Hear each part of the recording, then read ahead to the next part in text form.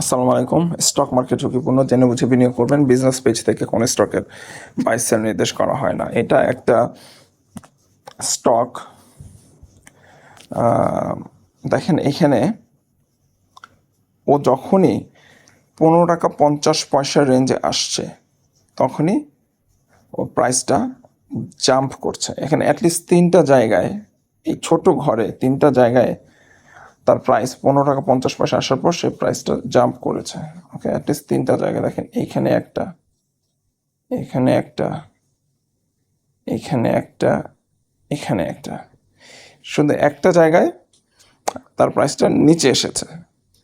হ্যাঁ, কারণ সেটা হচ্ছে মার্কেট তখন, সেই স্টকটা তখন সেল প্রেশারে ছিল, অনগোয়িং, তখন একটা সেল প্রেশার তার উপর ছিল, যেই জন্য এটা হয়েছিল। দেখেন, এটা একটা সেল প্রেশার মধ্যে ছিল।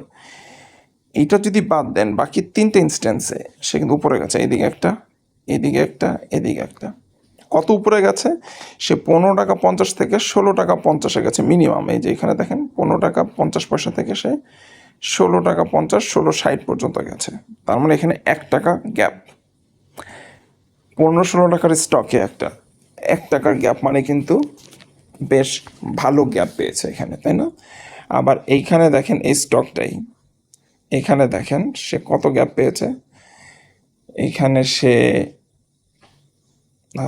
প্রায়, এখানে সে প্রায় 2 টাকা গ্যাপ পেয়েছে। দেখেন, 15 টাকা 50 পয়সা থেকে এখানে সে 17 টাকা 50 পয়সায় গেছে, প্রায় 2 টাকা গ্যাপ পেয়েছে। আচ্ছা, আর এখন নেক্সট ওর টার্ন আসছে। দেখেন একই রকম এর প্যাটার্ন, মার্কেটের প্যাটার্ন বুঝতে হবে আপনাকে। এই যে আবার এখানে দেখেন একই জায়গায় আসছে, এখন he is looking to go up. তো মার্কেট আসলে ট্রেন্ডের বাইরে না। মার্কেট আপনাকে ট্রেন্ড অবশ্যই খুঁজতে হবে।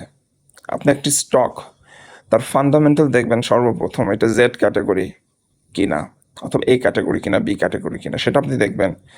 স্টকটা আপনার জন্য সেফ কিনা সেটা যেমন আপনি দেখবেন, সাথে সাথে আপনি সেটার স্টকটার ফান্ড ফ্লো দেখবেন, ক্যাশ ফ্লো দেখবেন, স্টকটার ন্যাভ দেখবেন, নেট অ্যাসেট ভ্যালু দেখবেন, ইপিএস দেখবেন।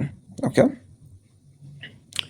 স্টকটার ডিভিডেন্ড ইল্ড দেখবেন, ডিভিডেন্ড পারফরমেন্স দেখবেন, প্রতি বছর কীরকম ডিভিডেন্ড দিচ্ছে সেটা দেখবেন।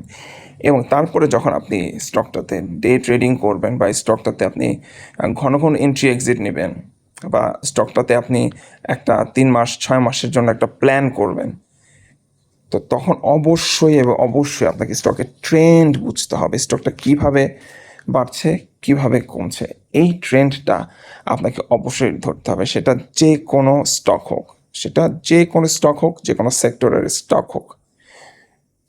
এটা একটা ব্যাংকিং সেক্টরের স্টক। লেটস সি আপনারা কে কে এই স্টকটার সঠিক নাম বলতে পারেন।